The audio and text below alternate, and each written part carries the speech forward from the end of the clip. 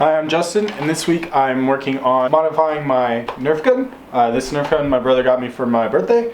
It is part of the Nerf Rival series that shoot the little balls instead of the traditional darts. This is the Nerf Apollo.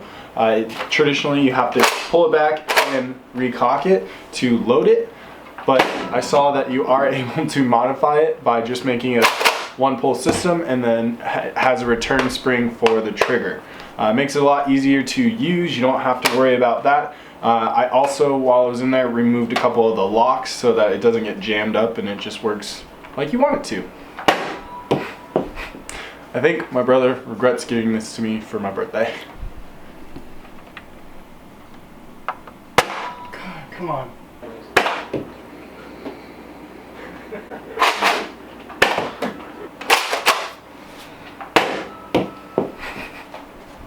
Check it out.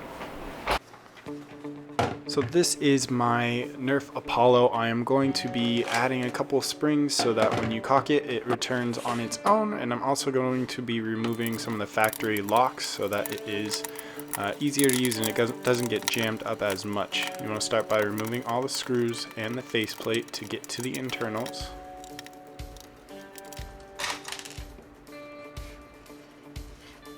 Try not to lose the screws best you can. It's easiest just to leave them in their holes. You want to maybe take a picture at this point, make sure that you remember how everything goes in so that when you go to reassemble it, it is nice and easy for you. You want to pull out the trigger pin and then take out the loading mechanism. This is the part that compresses the air. Make sure that you keep those gears where they are. It would be a little difficult to get them back to where you want. Again, take pictures if you need to remember where everything goes.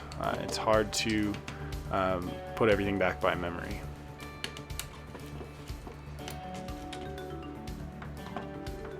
So when opening this up, our main objective to get in there is to remove these locks. There's 3 of them in this compartment alone. They don't really do anything. They're just safety locks so that when you cock the gun, if it's not perfectly set, it won't release the ball. When removing these will give you a couple of bad shots, but I'd rather have those and have the ball fall out than get all locked up and not be able to use it until you reset the gun.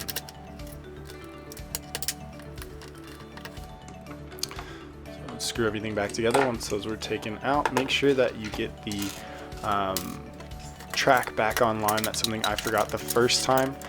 So when I went to put it back together, I didn't put the track in right and it wasn't cocking the gun fully.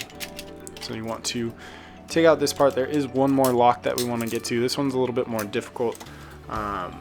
You do have to cut out this little plastic piece right here. I first tried with some pliers, but that wasn't really working well, so I did go and resort to using my drill. It was a lot easier that way. So you want to pull out the internal locks. It's just a little orange square cube like this.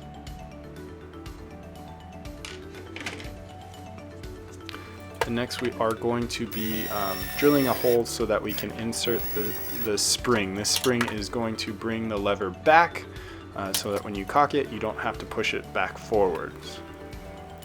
Getting the spring in there is a little difficult. Just take your time, be patient. I ended up just having to pretty much jam it in there, but over time you will get it.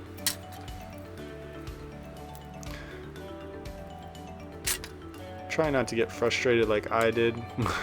This did take me like 10 or 12 minutes to get all together. The original spring I put in there was too big. See how it was getting caught right there? I did have to remove a bit of the plastic on the gun. This is just to allow for a little bit more space for the spring to get by, so it wasn't getting caught up. Try not to get frustrated.